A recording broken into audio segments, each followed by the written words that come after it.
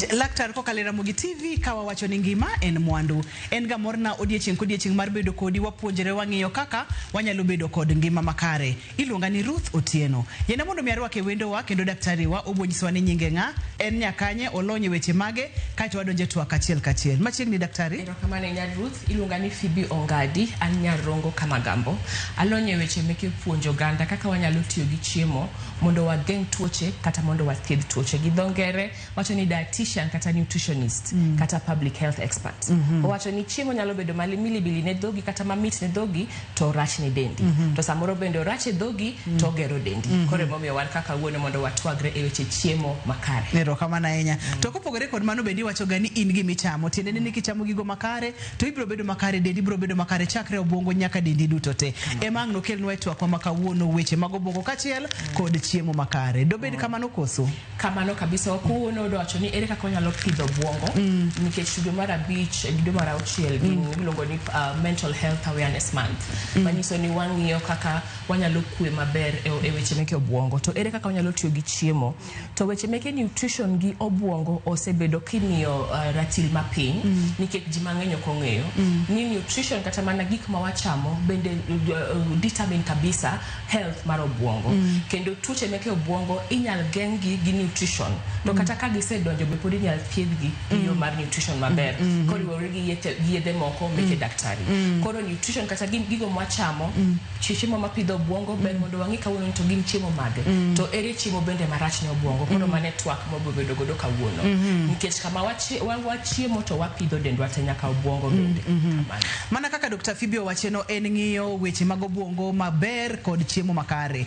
Gimomiyo watere kod twagni nikech wadwani mondo warito obwongo watoke yo mar rite kod buge kende to yo mar rite kod chiemo kata madini mabende owinjore nikech ngima en mwandu tiende ni wang'iyo fuoni mopogore opogore duto te mag del. Adwani mondo wadonje twagni achiel kachiel daktari. Ichakorwa kata kiwacho ni wantiere kod gik mang'eny monego bedwa puonjore e dweni. To kapok wadonje gigo wadwani wang'iyane kaka tudruok nitiere e kind chiemo makare kachiel kod obwongo. Erokamano tudruok nitiere mang'eny e kind chiemo makare gi tudruok mar obwongo.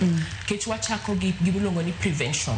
To kwa wuoyo kuom mental health gin ang'owa en status man psychological, physiological kata mental kaka paro en to gi kaka watimo gik ma kawaida ngimawa kaluwore gi pachwa. Manyiso ni decision making kaka wariwore gi jok moko kaka wawuoyo kaka wagomba kaka wa interact gi oganda kar tich e school. Koro mano nyiso di mental health. Koro wadwa ng'iyo ni to en ere kaka mental health gi nutrition donjo. Mokwongo nutrition kata mana chiemo makare timo mondo gimotim ni mood regulation. Mood ofilo ni en one of the signs meke mental health kata mana tuoche meke obwongo. Yudo ka ng'ato nitiere gi mood swings, samoro mor, samoro kuyo, samoro dwano wuo, samoro kodwano wuo, samoro iye wang', samoro bende iye ok wang'. Koro bende wang'iyo ni to en chiemo mage makonyo mondo mano ogere maber. Kendo bende nitiere gimuluongo ni depression kata stress. Mano bende chiemo makare geng'o mondo oket piny gimluongo ni stress disorders kata depression symptoms mondo odog piny. Bende osefwenyore ni chiemo maber ne obwongo bende konyo mondo jatuo ma osebedo gi mental health disorder ochang mapiyo. Nikech jotuoche Kenya kae dipo nitiere gap mar thiedho tuo meke mental health. Wang'eyo ni sani mana Mathare Hospital kende. To kendo statistics wacho ni pile ka pile ji 4 wito ngimagi ne suicide kata mana tho apoya nono ka ng'ato wuon emohero. To kendo sirikal be notimo maber January higani ne gisocho ni suicide okonego mi attempted suicide kata temo mondo inegri okonego bed ni bedo punish kaka no wache chon. Onego bed ni jogo dhi mondo okonygi. Koro nutrition bende konyo mondo jogo mosebedo matuo mondo symptoms meke tuo ka bende kik bed mong'awre ahinya. Nutrition bende konyo mondo gimluongo ni cognitive kata mana attention kata mana memory. Ing'eni tuoche moko meke obwongo kaka memory loss, schizophrenia kata attention deficit disorder gibiro nikech ka obwongo which will nitiere. Koro chiemo mwachamo bende nyalo konyo mondo otego obwongo kik bed gi which will kendo mondo kik tuoche machando obwongo bende donje. Koro mood, mental health, nitiere depression, anxiety kata mana stress bende chiemo mwachamo nyalo determine mago. Aero kaka ikele e yore mag weche mag mental health kata weche mag tuoche mag dangni mag paro ikele nyaka kimiwa ranyisi mag siptal ma bende thiedhe weche mag tuoche mag obwongo go. To gima timorega kaka oganda yudo ni kaka ndalo medo sudo bende kaka tuoche mag obwongo medore gik moko kaka wich wil biro kotenore kod ndalo. Ma ibiro yudo ni higni moko ng'ato kia kata nyithinde nikech weche mag obwongo. To wach ni magi nyalo geng' kata inyalo riti kotenore kod chiemo makare. Ponono ni ng'ato osebedo kod chandruok kata tuoche mag obwongo. Bende wacho kata nitiere kaka inyalo ti kod chiemo e geng'o wechegi. Kapok wadhi e geng'o wechegi, wang'e ni kaka wanyalo geng'o kata kaka wanyalo gero obwongo kod chiemo makare. Moro wanyalo chake kuom rawere kata wanyalo chake kuom nyithindo matindo kaka wamedo sudo mos nyaka kidieny mar joma dongo. Kiye koro wach mar mental health age kata age group nitiere gi kidienje mopogore gi gik machando obwongo. Yudo ka nyithindo matindo obwongo chandore nikech gidongo to samoro gi nutrition makare. Ka ochapo donje school to kata mana stress mar school environment chiugo kinyi, passing exams, pressure mantiere ir jonyuol bende chandogi. Kodonjo adolescent bende stress donjo, depression nikech kako dongo kaka dende lokore, mood changes gi mood swings. Ka osebedo adult bende koro stress moko donjo, financial management, samoro gin gi pressure kar tich, samoro bende ka omedo bedo maduong' kaka elderly to koro tuoche moko donjo, loneliness bende koro donjo nikech koro ineno kaka wamedo bedo madongo kaka ji koro wewa, dayo koro donge dala koro loneliness, paro mang'eny chandogi. Koro manyiso ni age ka age nitiere gima chando obwongo. Koro ka wang'iyo nyithindo matindo mondo koro wawach ni nyithindo matin higni 5 kama nyalo konyogi kabisa en hakikisha ni konyuol nyathi to odhoth mar dweche 6. Sama odhoth mar dweche 6 ka ok ochamo gimoro amora to oyudo the nutrients ma support the brain development. Nutrient mokwongo modhi yudo en gimiluongo ni zinc. Zinc no oyude chamiyo madhi konyo brain development. Zinc no ero ema konyo mondo ogol neurotransmitters mabiro konyo nyathini mondo otegre obwongo. Mar ariyo bende oyudo omega 3 fatty acids bende mane chak. To gik mawacho ni oyudo gite en mana ka koro ng'ama miyo chabe chamo chiemo ma yudo gigoeko. Kendo chako yudo iron mago gik makonyo obwongo. Koro nyathi samo odhoth bende kako ng'iyo min gi kaka gi interact kaka contact chabedo bende obwongo ne tegore nikech koro bedo calm and relaxed. To kendo bende breastfeeding no konyo ng'ama miyo nikech emotional bond cha bende konyo mondo relax mondo gimiluongo ni postpartum depression odog piny. Postpartum depression en dangni mabiro bang' ka miyo osekonyore. Ema miyo yudo samoro yudo ka miyo wito nyathi. Ta amor ni sani ndi sirikal ng'iyo mang'eny kapok otwe miyo cha ting'iyo ni to ne en gi stress koso ne en gi postpartum. Ang'o mane ok yot ahinya mondo miyo kaw nyathine mawiti. Koro mago disorders mabiro breastfeeding mokwongo. Mar ariyo wasebedo kwa puonjore sama nyathini dongo mondo brain ne develop maber mondo nyaka yierne chiemo mochamo bang' dweche 6. To pod wawacho ni higa achiel mokwongo chathuno pod dhi miye 50%, yani atamalo 50 bang' dweche 6 kodhodho chathuno kende. To bang' mano wasebedo kwacho ni kama miye chiemo to wamiye chiemo ma nutritious, yani gin chiemo ma complex carbohydrates, kik wawe bende proteins to kendo kik wawe bende alode, golembe to gi rech kiwango duto. Koro nyathini kachako dhi school ng'enyne koro iyudo ka koro gitimo gimulongo ni packed lunch. To kendo bende nyithindo makoro chako dhi school bende bedo ga gidangni maparo nikech conditions kaka autism nitiere. Nyithindo mangi autism bende wakonyo mondo ong'ini dat machal nade nikech nyathi mon autism nitiere chiemo makochamo tineno ka koro bedo hyperactive. To ng'eny gi bedo ni gin chiemo mokale machine kata refined food mokale machine to kendo ng'eny gin chiemo man gi sukari mang'eny. Koro ka nyathi makamano man gi autism kata man gi attention deficit disorder bende watiyo gi chiemo mondo waket chiemo madhi keto mondo dopamine kata mana hormones mantiere brain mamiyo mondo ochapni ahinya dok piny mabed leveled. Kendo koro ka nyathi madhi school to bende wawacho kendo wapuonje skunde ni mondo snack, nyathi ka tingo snack to wahero nyiso jonyuol ni kik giting' negi snacks moting'o sukari ahinya, moting'o mo ahinya nikech nyathino mago gima dhi keto gimiluongo ni brain dormancy.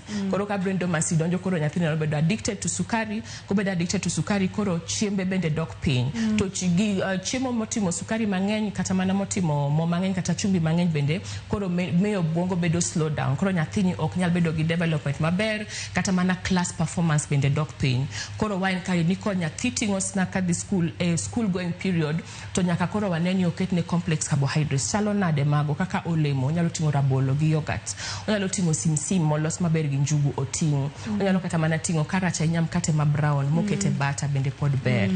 To ka in adolescent bende koro ema koro some stresses donjo bende wa encourage mondo koro sano kagin adolescents ma yawuoyi to complex carbohydrates kata mana chiemo ma iputhe mahol obed mang'eny. To ka nyithindo manyiri bende makelo brain issues obed gi chiemo man gi iron. Koro kaka gimedo dongo kamano kaka koro wang'iyo kaka gichiemo mondo giwakikisha ni kaka gichiemo ber. Ka en jok madongo ma iga gi osebedo mang'eny kendo koro wang'iyo chiemo maloso paro kata ma boost the memory kaka magnesium wasebedo kwa puonjore magnesium rich foods. Magnesium oting'o gik mamoko kaka koth budho, oting'o gik kaka spices bentire rosemary, turmeric, mago bende ber ne brain development kaka rech, omena. Koro every age group tire gi foods ma wapuonjogi mondo oteg obwongo mondo dong maber. Iwacho ni kaponi ne nyathi ma dhi e skul kata ka in janyuol ma samoro dhi e chiro dhi loko hala nikech ng'e tuoche mag obwongo to ting'o ji duto te joma dongo nyaka nyithindo nyaka ing'e ni to en kidieny mane mar chiemo ma iting'o. En chiemo moting'o mo mang'eny kata oting'o sukari mang'eny koso. Kuom ranyisi seche mowacho ni ng'ato keto ne nyathi packed lunch oketo ne mandas ng'eny gik ma waketo ga mokare ne obwongo gin kaka mage daktari.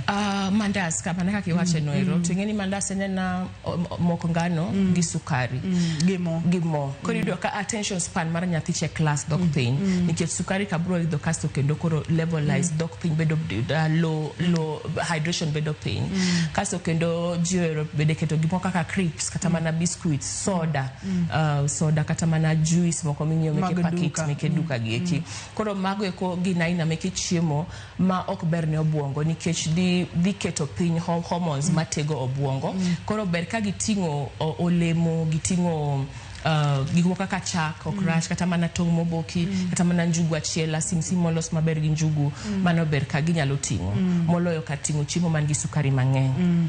Samoro bende kaponi nitedo nyoyo gi kainago tinyalo ting'o nyoyo anyalo keto ne nyoyo ko yienegi kanyapono ni nyalo kete yo moro moko bed mang'ich ma anga nyalo chandi kod weche mako awinjo kimulo weche mag njuke kachiel kod kothe magi kidienje mopogore mag njuke kachiel kod kothe go daktari. Koro njuke kachiel go kod kothe gin achiel ne gimiluongo ni superfoods. Superfoods gin chiemo maber ne obwongo. Iluongo ni brain healthy foods. Koro gimomiyo wuoyo kuom njuke gi kothe gin gi kidienje mopogore man gi benefits mopogore. Mokwongo gimiluongo ni kothe mano kodhi mar pumpkin obed kodhi mar budho obed kodhi mar simsim bende mago kothe gin gimiluongo ni magnesium kendo gin gimiluongo ni zinc. Koro magnesium gi zinc ni gin gitego hormones makonyo mondo structure mar brain cha obed healthy gi strong kech gima wachamo dhi e obwongo. Koro gin bende giber kabisa kata ne jotuo mosebedo gimiluongo ni xerothemia kata mana attention deficit disorder manero konyo gi mondo odog piny e obwongo gi mondo obwongo gi obed healthy. Kendo wantiere gimiluongo ni nuts and seeds. Koro nuts e group mar njuke ntiere kanyero cashew nuts ntiere ground nuts go te gin gimiluongo ni omega 3 fatty acids. Omega 3 fatty acids ni en bende konyo mondo release hormones, the feel good hormones. Those feel good hormones konyo gimiluongo ni mood regulation. Koro mondo mood cha kibed too much kibed too low obedo mood regulated maber. Koro njuke kata mana gi kothe gi kiber kabisa no wasebedo ko puonjore ni mondo icham kodhi samoro ok nyal bedo mayot mondo ichiki cham sate. Kaka koth budho nyalo kete nyuka wasebedo kwa wacho kamano. Idhi rege gi nyuka ichele matin maonge mo tiriwe gi mogo gigi nyuka midhi rego ka to oregore kanyakla. Simsim bende yot nyithindo ohero chamo. Kendo bende kata mana simsim inyal tede mchele mit kabisa. Loka maler to sami keto mchele chatiketo gi simsim mit mane poko dwaro yudi. Mano simsim e mchele otingo magnesium otingo zinc otingo omega 3 fatty acids. Koro jowinjo wa mawinjo e juma chiel temi cham njuke kata didek e juma mano dala birio didek e juma ichamo njugu moro inyalo chamo njugu no gi nyuka sa 10 kata mana gokinyi sa 4 njugu no podi nyalo kete kaka peanut butter mano moru richa joluo bende ng'engi njugu anjugu moro mitedo chiluongo magira mitedo ma mit gi rabuon mano bende achiel kuomgi koro dideke juma temane na mondo icham juke to ka inyalo yudo kinyalo madho nyuka to nyuka no obed gi kodhi obed kodhi mar pumpkin kata obed kodhi mar simsim bende pod ber kabisa koro mayudore mayot gin pumpkin seeds gin simsim to gin njugu to mayudore matek matin jok manyalo bende cashew nuts flax seeds mago bende yudore do ok ging'eny anya lakini mwanyalo yudo to wabed go mondo watego buongo gi zinc magnesium to gi omega 3 fatty acids. Dr. Phoebe wacho kata ni tematek dideke juma icham njugu nyalo chamo e yore mopogore mana kaka lero no yino mondo mikikwano to seche ma ionge kod madini makare ang'o matimore ne obuongo ni mane madwani mondo mwaduogo godo kwa seka oyweyo omiyo kikidhi mabor kata matin kikisude.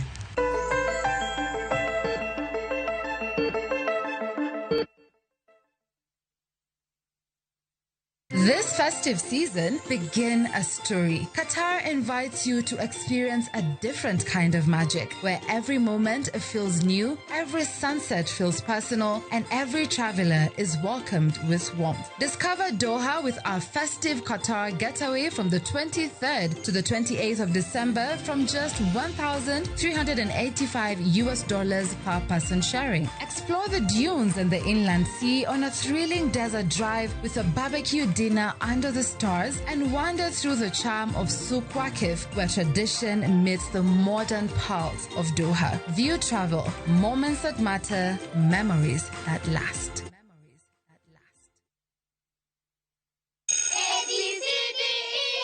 Na mwanafunzi bora katika somo la hesabu ni Suleiman Yakobo. Bora kwa Kiingereza Suleiman Yakobo. Suleimani tena? Kwani huyu Suleimani ana nini?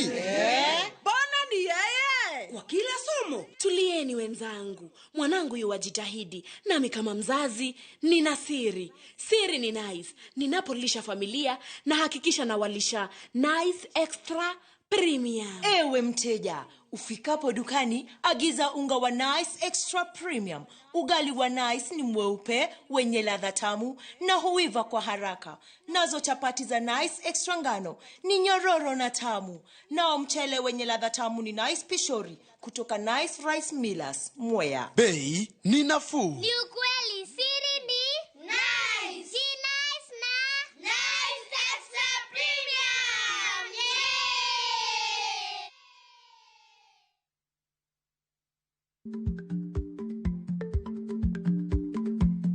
Jarik ni jamuod nyoyo gi goyo.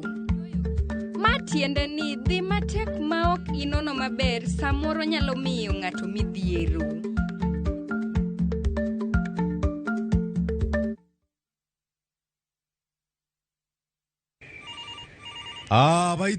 Baite murume, we wacha bwana. Unanipigia simu saa hii?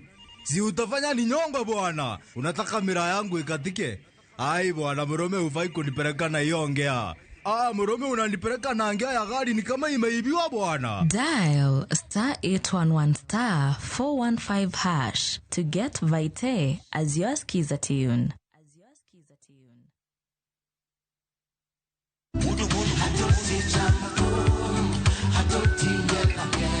Waktich ka waktich wakelo ni don ya wotonagi. Kabinet chario katichario nyakumunga juang en odiochieng' mar yuto mari. Chieng' tich adek nyakumunga juang en odiochieng' mar mine nyalo kachiel koda weche hera. Awendo kachopo tich ang'wen nyakumunga juang wakelo ni kama nene yani TBT kod thume mamit mokalo. Furahi the edition and thum kaliech. Loso kapuoyo nyakumunga juang. Ka wakelo ni jo thumbe mopogore opogore. Kanyo ndio bende wakelo ni gimiluongo ni yawan.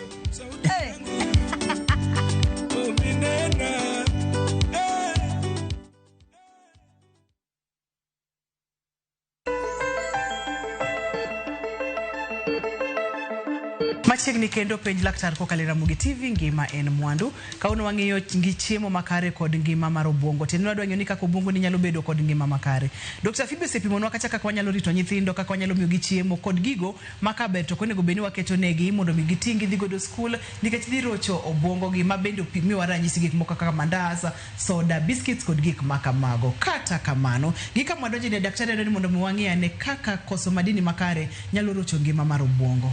Kamano enya Ruth, obwongo chalo organs moko mag del. Koro koso madili ka wawuoyo kuom madili mokwongo koso iron. Iron en madili makonyo mondo oxygen ochope obwongo. Manyiso ni sama koro iron chani piny, oxygen malong'o ok bi chope obwongo. To sama oxygen ok ochope obwongo ema koro gimoro ni anemia donjo, kaso bende koro ol nitiere mang'eny, fatigue, milongo ni fatigue. Kendo bende joka koro ng'ato nigi headache mang'eny. Koro mano gimokwongo madili manyaka wang'i mondo koro obwongo otegre malong'o. Koro nutrients gite nitiere ma koko ti maber to rocho obwongo. Kendo chiemo ma ng'eny ne rocho obwongo gin mana chiemo masebedo kwa kwero kae, chiemo mang'eny gi sukari. Ket sama ng'o kero gi sukari kedo mondo gon temporary comfort. Temporary comfort niendi wuondo obwongo kaso obwongo bedo hyperactive. Koro sama sukari cha dok piny to kendo koro levels meke teko mar del dok piny nikech obwongo achiel. Koro kendo chiemo mang'eny gi chumbi bende wasebedo kwa wacho. Koro manyiso ni mondo symptoms meke tuoche meke obwongo ka odog piny, mago depression, anxiety, stress, mood swings, kata mana irritability. Irritability en ich wang' mapiyo, irritability. Koro mago eko symptoms ma kawa yero chiemo maber to nyalo konyo. Koro chiemo maber mokwongo mwasebedo kwa wacho mayot yudo en rech. Kendo ka en rech to omena kendo ber zaidi. Omena ber zaidi nikech en gimiluongo ni omega 3 fatty acids.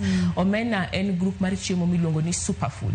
Superfood ofulo ni en chiemo achiel to ting'o gik mang'eny. Omena oting'o miluongo ni proteins, iluongo ni essential fatty acids. Essential fatty acids gikonyo mondo gitego obwongo. Ema winjo kiwacho ni jomo Nyanza nyithindo riek. To riek nikech cognitive development, serotonin mantiere i omena konyo mondo the brain development obed stable. Kendo nyathini koro samoso moto oparo mayot.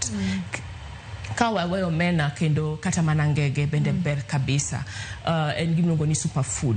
Kwa mara ariyo superfood mantiere kendo mowuoye en gimiluongo ni njugu mane wasewacho cha. Obed njuke te. Gin superfood keshen gi bene en chiemo achiel to oting'o kidienje mang'eny mabeyo. To kendo en chiemo makonyo mondo ket brain development. Mana kaka waneno mano rech moketnwa kanyo. Superfood machielo iluongo ni tong'. Tong' bende en superfood nikech en very beneficial to brain development and brain strength. Koro tong' cha en gi choline to entire gi proteins, en bende gi calcium ma bende konyo mondo otego obwongo. Mana kaka calcium konyo lak, leche meke obwongo bende dwaro calcium nero mondo otegre malong'o. Superfood machielo bende mwawuoye en gimiluongo ni green leafy vegetables, magi alode ma ralum. To ken skuma wiki kendo osebedo kwacho ni terere, managu, kunde, skuma gin gimiluongo ni antioxidants. Antioxidants gin chiemo mageng'o gimiluongo ni oxidative stress made chando obwongo. Kendo gin gi antioxidants mageng'o bende tuoche moko mondo kik dhi obwongo. Manyiso ni gimiyo del immunity kata gimiyo del rateke. Koro alode gi ber kwachamo kendo giber kabisa kata ne nyithindo.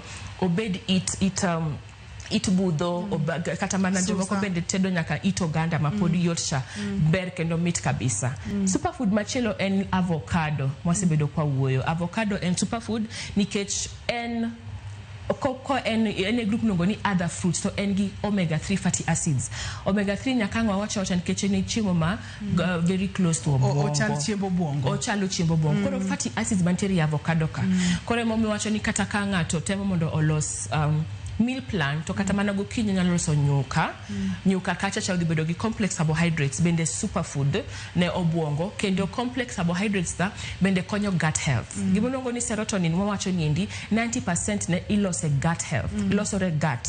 Koro kose bedo manufactured e gut koro kodhi obwongo. Manyiso ni chiemo ma obwongo chamo ber bende gi gut foods. Koro gut gi obwongo dhi kanyakla. Koro complex carbohydrates ka konyo mondo gimoro mwasebedo kwa wacho ni probiotic to gi prebiotics magero gut microbiome obed maber mondo nutrients ma chemical ma wacho no obed malong'o e obwongo. Koro ko madho nyuka gokinyi gi tong' moboki, mano superfood. Another superfood ne obwongo en rabolo. Winjo ka ng'ato wacho ni kachamo rabolo kapok adhi nindo tanindo maber nikech oketo calmness o kendo regulate mood swings, regulate our mood nikech en gimiluongo ni potassium. Koro rabolo mochiek to mitedo be koro superfood to en koro bede carbohydrate. Rabolo mitedo gi rabolo mochiek gite gin gi potassium osebedo kwa puonjore ema ni mochiek to koro bedo gi potassium ma levels ma malo matin moloyo ma utedi nikech motedi ni be pod en na rabolo ema ni koro no ng'eny gi starch in a form of carbohydrate. Koro rabolo bende en a superfood ma wasewuoye. Koro mago e keto gi another superfood in proteins. Because proteins emotingo the essential amino acids ma bende dhi konyo mondo otegre obwongo. Koro manyiso ni ka wachamo opposite meke chiemo go. Opposite geno fulo ni koro wachamo chiemo mokale nyaduka ahinya mokale machine refined foods mano di yomo obwongo bedo ma weak kendo koro gik moko ka anxiety kane poko o check in to kata kane nitiere koro gi worsen the symptoms. Kendo refined carbohydrates go ogibera nyale nyithindo ma already handle giko make up mental health, autism, attention deficit disorder. Ita manajua madongo bende ma handle mood swings, anxiety, depression, stress, irritability bende ogibera inya kamano. Koro mago ke aina kuom chiemo wanyalo wacho ni superfoods kata mana chiemo ma konyo mondo oger teko mar obwongo makare. Nyaka ni wacho kocheno ni wang'io kacha gigo ma onego beni wabedo godo mabor kuom ranyisi ni wacho kacha ni chiemo mantiere kod mo mang'eny, chiemo mantiere kod sukari mang'eny, chiemo mantiere kod chumbi mang'eny. Chiemo mokale machine mago be gin chiemo moko ma wacho ni ok ber ka oganda chamo ne ngima mar obwongo. Kata kamano wanyalo bedo kod chiemo makare to nitiere kaka wachame e yo ma ok kare. Kuom ranyisi en chiemo maber kaka superfood ma bende iluongo ni rech ngege to wadhi wawang'e ma wathole ma wakete gi mo mang'eny, ma waketo gik mang'eny, ma keto chumbi mang'eny. Wadhi ketho chiemo ni koso ber ne chato pod bro ingo rach makoro wamede e seche mwalose kapok wakete dhowane. Mano penjo maber Ruth, nitiere types mang'eny meke tedo. Nitiere chwako kata boiling, nitiere grilling kata mana tedo chiemo gi mach, nitiere frying, nitiere deep frying, nitiere roasting, to bende nitiere kidienje mang'eny. Koro chiemo kaka ngege ka ber kabisa, ber kata joma chon ne tede maber nikech niketo ngege machwakre kende mamoye chawuogi to kata sani pod wanyalo tedo kamano. En chiemo miketo ti ole pi chumbi matin kwa umbali ting'ado nyanya gi kitungu tiume kanyo. Ngege biro golo moye kendo gimo wacho ni fatty acids gi omega 3 omega 6 madhi wuok kende AP. Koro waketho ngege niendi sana ka watede mokuongo e mo mang'eny kata deep frying. Deep frying chakoro en onyalo madho mo mang'eny. Kanya ka wa deep fry to waketa gi mo maler to ipan fry mana matin. To mano mana dichiel ka dichiel. Nikech ka achamo ahinya ngege ma deep fried chiro kata kubne samoro mocha osetedo ngege mang'eny to sama koro lokore chalo iro cha bende kendo nyalo kelo nwa problem e dendwa.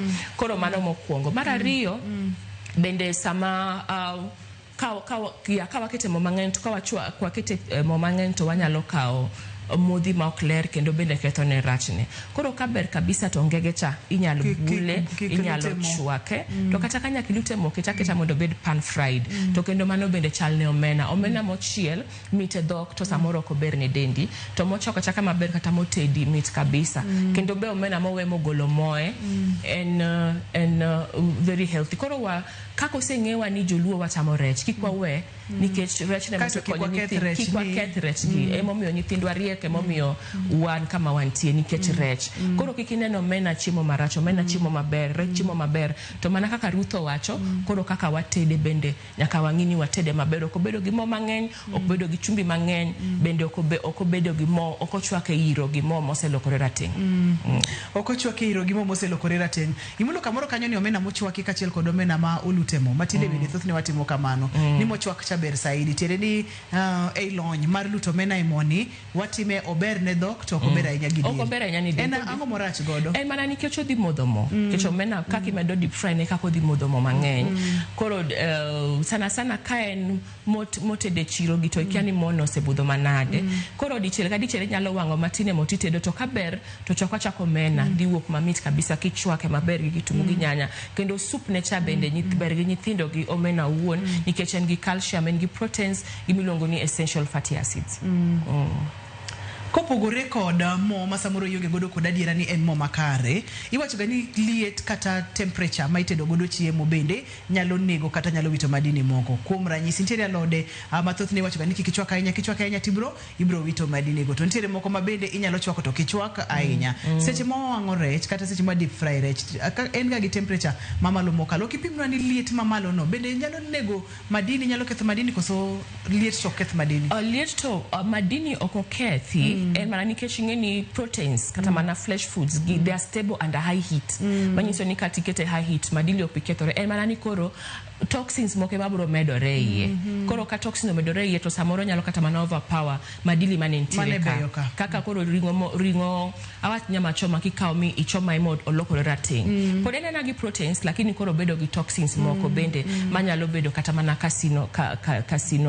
cancerous gik makamago eko. Yeah. Winjo ka director na chwalo wachno gi kocha carcinogenic.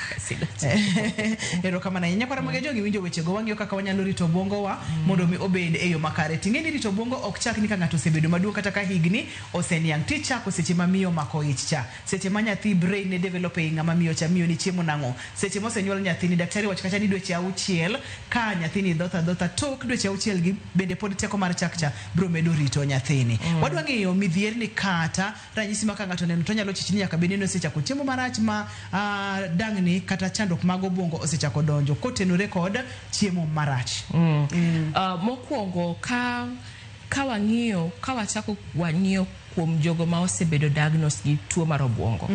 Gin koro nyaka ng'igi malong'o nikech kata mana choices mar chiemo ma gichamo kata mana yiero chiemo ma gichamo they are not stable. Their mind gi ok steady mondo yier ni marach kata maber. Koro jogo ma oseyud gi tuo meke obwongo mago jok mantiere gi symptoms kaka depression, anxiety, stress kata mana tungni mar obwongo, tungni mar ngima and all that. Koro gi nyaka ng'ini gichamo chiemo makare. Koro ka ineno ka samoro nindo tami kata mana sleep deprivation, nindo tami ilongo ni insomnia. Ineno ka ise chiemo to nindo tami samoro bende koro ber ka imanyo chiemo makweyo obwongo ma promote sleep.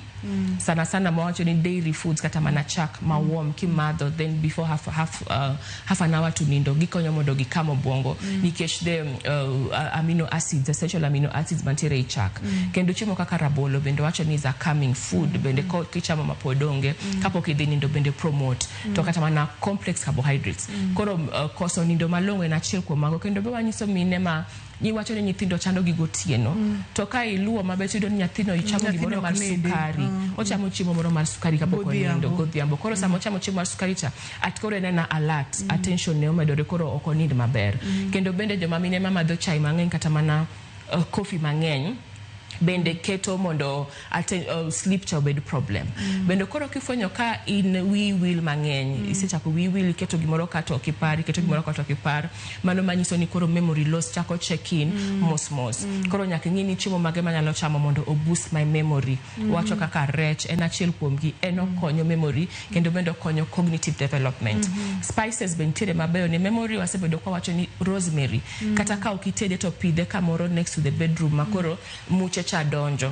Science osewacho ni mano konyo. To bende nitiere kaka cumin, mano turmeric en moro ma yelo cha kitede i chiemo. Garlic bende kitede i chiemo. Gin chiemo makonyo mondo boost memory. To gi njuke bende seeds and pumpkin seeds mago be. Koro kineno ka memory ni chako lose inyalo prevent gino chon.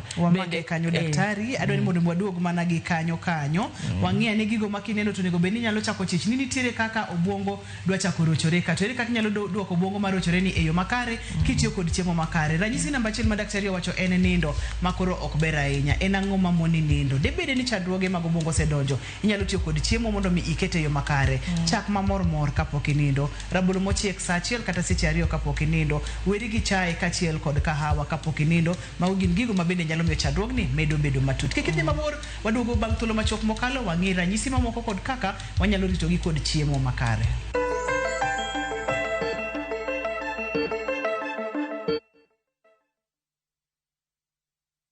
Na to kori winjo kika winj kucha koluonga ni mbabas nikech koro uneno kan gi pesa moro matin. View sasa ndio nyumbani kwa the best local dramas. Nataka ripoti ya Hansi pamoja na mkewe. Comedy za kuvunja mbavu.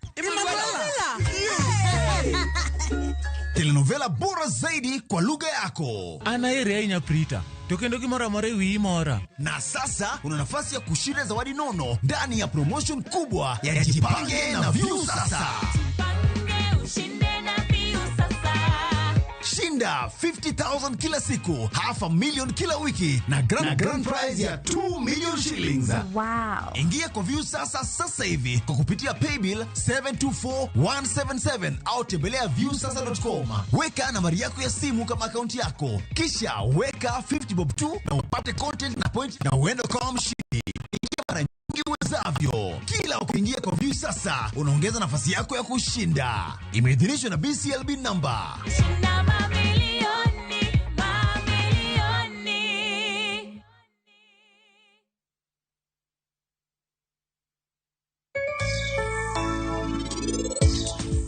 Jatelo, winjane jatelo Sanju. Ya urinoro mugmasira mara peka uono.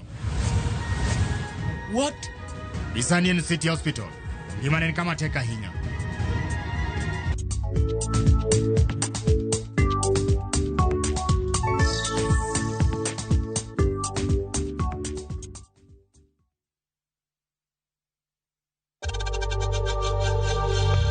We know times are tough, so save money by buying airtime from M-Pesa to any network with zero transaction fees. Dial *487*2# and get your airtime PAP with zero transaction costs.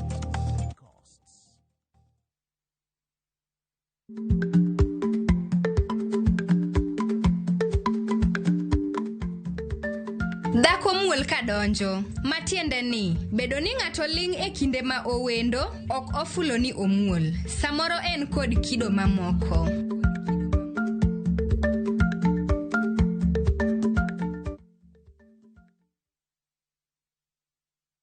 Dear Lord, thank you for today.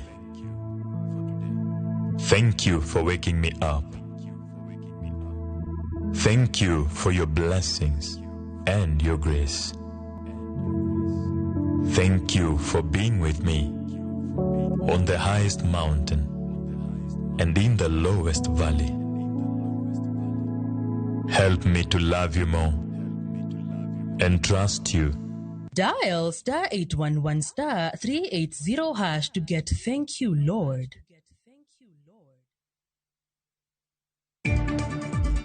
Ka penj mar KCSE odonjo odiechienge mar ariyo, apedha otim ne jotem kwalo penjno kendo simbe 17 ojuko jopuonjre kamoko kuom jochung' ne penj bende omaki. He's been sentenced to 40 years imprisonment, and I think that was fair, as much as we felt so much pain and we're still traumatized by the circumstances surrounding our mom's death. Dichuo moro ma jahigni 55 otwe jela higni 40 kuom ne wang'o ma onego min ode. We are going to convene the organs of the union so that we can reconsider. However, the ministry should apologize to us for calling us confused. Ng'anyo mar jotije mbalariany igeno ni nyalo rumo bang' komiti mar od bura mar somo donjore kendo bago twak kod riwruoge maggi.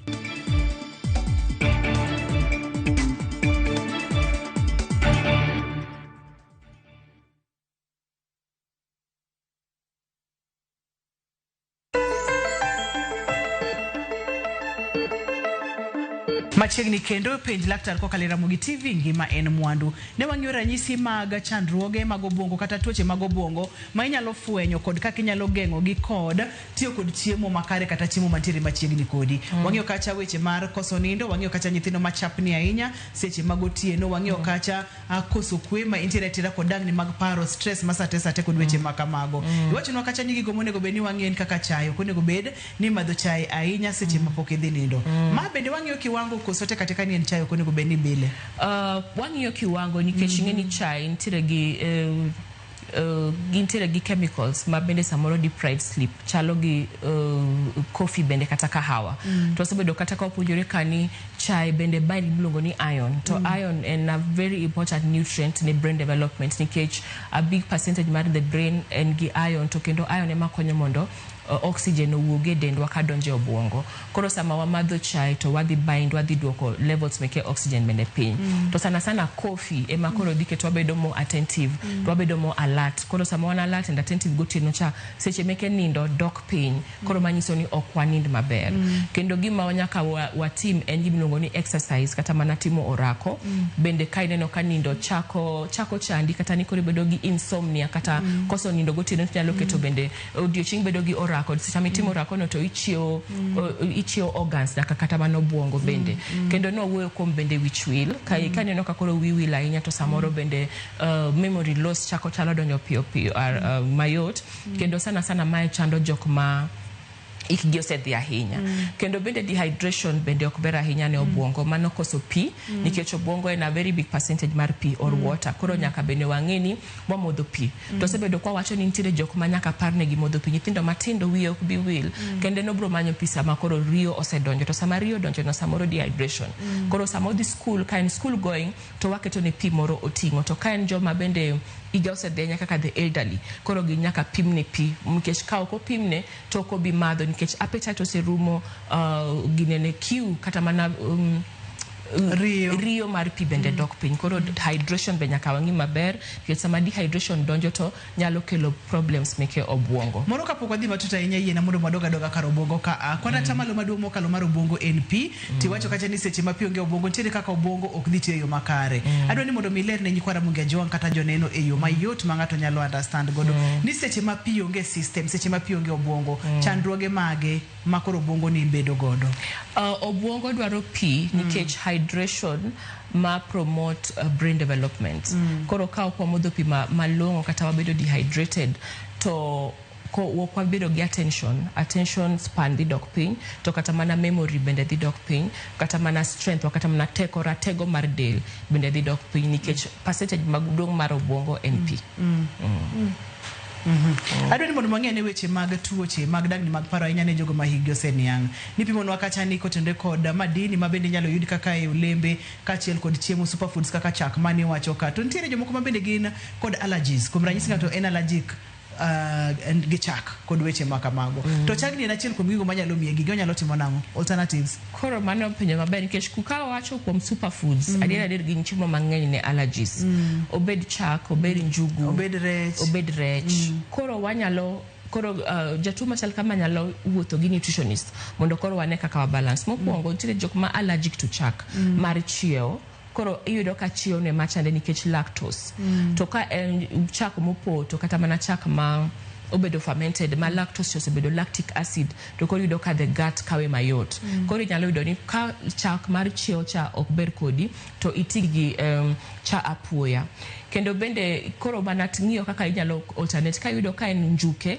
gima njuke nitiere godo en omega 3 fatty acids ka njuke go en allergic to njuke go pod onyalo yudo omega 3 fatty acids kuom rech kendo pod onyalo omega 3 matin bende kuom tong' koro en aneno kaka alternate chiemo ma ok otigo mondo ine ni oyudo nutrients to bende jok ma iluongo ni vegetarians ma nyiso ni gin koro gicham protein kabisa protein mag le proteins meke le kata mana flesh foods en achiel kuom kidienje 10 meke chiemo masebedo kwa wuoye koro ka yudo ka en protein allergic to protein koro en samoro not allergic to protein no wacho ni protein animal proteins koro wanyalo yudo kendo plant proteins pod nyalo konyo kaka dengu oganda pod nyalo konyo to samoro bende nyalo yudo ni ka koro kocham flesh foods ahinya to koro supplements moko nyaka koro miye kaka daktari wacho kaka iron supplements vitamin B12 mago koro ber ko yudo folic acid nikech ng'eny gi yudo kuom chiemo meke le koro mana ng'iyo kaka wanyalo tugo gi nutrients kata chiemo kagi ka nikech nyaka ang'o chiem nikech chiemo no ema dhi konye mondo dong maber kata mondo bende obwongo ne otegremo maber Imulo kar supplements. Supplements sine ng'eny mopogore ma jomoko bende wacho ni magi ok gin makare, magi gin makare. Mulna kar supplements kaka achiel kod dongruok kata bedo makare e ngima mar obuongo. Supplements mokwongo kawa wacho nitiere kidienje ma Kenya oseyiene mondo oyud supplements. Mano supplements ma mass supplements. To mass supplements ni itimoga ka ofwenyo nitiere madili moro ma ok ng'eny e kidienje no, to samoro madili no ero ka giyude chiemo to nyalo kelonegi adhara. Mine mantiere gi ich. Mine mapek. Mano iron gi folic acid. Mano supplements moyienegi kaw throughout nyaka ang' ginyuol. Kendo folic acid to koro iwacho ni kaw kata kakoro preconception kapok igamo ich kata kisegamo ich kech geni brain development timore just very few first weeks of pregnancy kata bang' ka miyo osegamo ich. Nitiere bende vitamin A. Vitamin A bende konyo growth and development, okonyo immunity, bende okonyo nyaka brain development. Gimbe imiyo gi nyithindo nyaka higni 5 kwa chakre dwe cha 6 nyaka higni 5 sirikal chiwe. Nikech ng'enywa kata ng'eny nyithindo ma Kenya ok yud vitamin A moromo e chiemo. Gik wasebedo kwacho ni yellow fleshed foods kata mana animal proteins and all that. Tire bende samoro bende ma iron, folate and vitamin A. Koro kwa wuoyo kuom supplements ok ber ahinya ka wakaw supplements ka daktari ok otimo assessment. Nikech nyalo kaw supplement moro to ng'eny e dendi. Wasebedo kwa wacho ni fat soluble vitamins, mano vitamin A, D, E and K gin gi kaw muda mang'eny mondo giwuog e system. Koro kiketo gi mang'eny to nyalo kelo toxicity ma inyo adundo. Onyalo kore sume dendi. Koro ber ka daktari otimo assessment. Koro kotimo ni assessment ujo ni itin gi calcium. Koro calcium nero nyalo mi muda or mi diet mondo idhi correct godo that deficiency. To diet nenga usually for a month. Kori mi diet ma calcium rich food for 1 month. Itemo mondo correct that deficiency. Ka idok daktari ka okobedo corrected to koro nyalo kete supplements. To kopo ni nentiere deficiency ma piny kabisa to kete supplement plus the diet. Koro manyiso ni itingo calcium supplements king'eyo ni calcium ne matin. To sama calcium ni tin, osteoporosis nyalo donjo, blockages mago bones nyalo donjo, kata mana leke ni bende calcium bende berne brain development.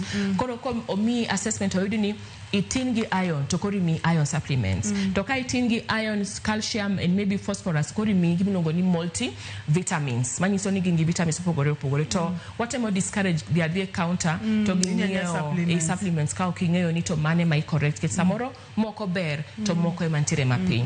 Emanani koro mimbi ichiwo ganda kato oyienegi deworming mado oyiye vitamin A, oyiye folic acid, iron oyiye, ne miyo mayach kata mana miyo madhodho nyithindo kachiel gi nyithindo matin. Mano point mane adwa ni mondo mi inyisa oganda wa maber mokalo, nikech tinde ji nyanya supplements e duk ni winjo ni ng'ane antiere kod supplements mabeyo bi mondo mi kaw kama daktari wacho ni ka ber to wuoth gi laktar opimo ong'iyo ni to mane ma itin godo. Mori nyalo bedo kod moro matichaki medo excess e dendi ang' niket suma e dendi mabro kelo ni chandruok e ndalo mabiro. Daktari bende wachire kod tuoche mag obuongo minyalo thiedha chuth kata manyalo bedo reversed kod chiemo makare ka pono no ni gin kaka mage. Sani nitiere jik mitimo ni wono ni lifestyle rehabilitation. Nitiere kendo research osechiwo kata utafiti ni nitiere tuoche meke obuongo mabedo reversed gi diet, exercise, paro mokue, massage, sauna, gik machal kamago makelo kue e del. To emanani ogin gita, it's a long term lifestyle change. Koro ka luore gi nitiere moko mose dhi ahinya makoro nyaka ng'ato dhi madare mondo bed managed. To ka ena early symptoms watimo gimulongo ni diagnosis kata mana ng'iyo ni to ere root cause, ere gimomiyo Ruth ok nindi, ang' nochako nindo nochako lal karango. Wayudo ni Ruth ne baba gi otho, kata mana Ruth no dar kama no dake, kata mana jogowi no biro, auctioneers no biro. Koro mane makoro wadoke root cause. To watimo gimulongo ni itimo negi counseling.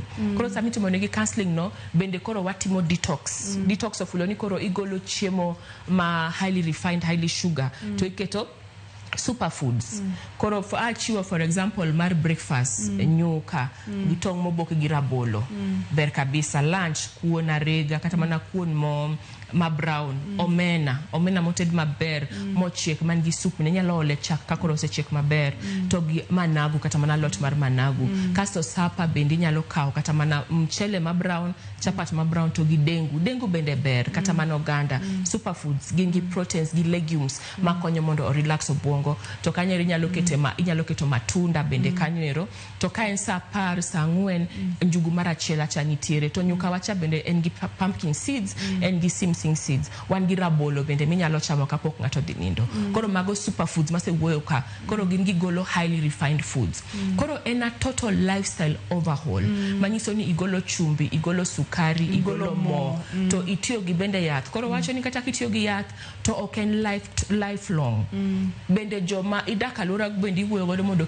oketi kamokwe ang'eni samoro ngima tek bedo mokwe tek lakini nyalo temo mondo irregulize kata mano mondo paro kik dhi ahinya nikech samang stress odonjo depression anxiety the fear obedo mang'eny koro chendo koro mago eko tuoche meke obwongo nyalo thiedhore kendo yedhe meke obwongo ng'ato nyalo weyo tiyo godo kotimo gimulongo ni lifestyle overhaul mchele ma brown chapat ma brown mana kaka ni wacho kani wachako chenro ni ginyalo bedo ni ok gimita ahinya e dhok to giber gi del omiyo chamo mchele ma brown tek ga matin kata chapat ma brown to bende ni sewacho ni tiere kaka nyalo lose mo beda mamit e dhok kendo ber ne del kapok wachiko wadwa ni mondo imiwa healthy eating tips matindo tindo ma wuok ne ok onego wil godo mag chiemo makare kik wawil gi superfoods complex carbohydrates en osiepni mainly grains and starches ma ok okale machine en osiep obwongo kendo en osiep the gut sama the gut kata mana chiemo madonje ich obedo healthy to cytosol moro makonyo obwongo cha bedo developed mang'eny to wabedo healthy kik wawe alode to kod olembe mage mantiere gi antioxidants vitamin C vitamin A vitamin B's makonyo mondo kel gimiluongo ni duoko piny oxidative stress manyalo inyo obwongo kendo kelo gimiluongo ni antioxidants magero immunity meke dendwa kik wawe rech omega 3 fatty acids bende ber kabisa omena ngege tilapia kata mana rech moa e dho nam ma Mombasa na Lake Victoria gibeyo gite kendo bende kik wawe alode sana ma green mago eko iluongo ni superfoods kendo mogik waeru njuke waeru kodhi kikiwit kendo kikipukoko kodhi mar budho kawi poko wil daktari kar pika bende nyakwara Mugejwang daktari wacho ni pi bende en muhimu kendo ber ka wamodho pi ndalo duto te kaka dwarore lita diodi chingo liter 2 liters katin 2 liters liter rio katin koro pi mondo imodhe maber kichiew gokinyi tem imodh glass mokwongo nyalo bodo ma warm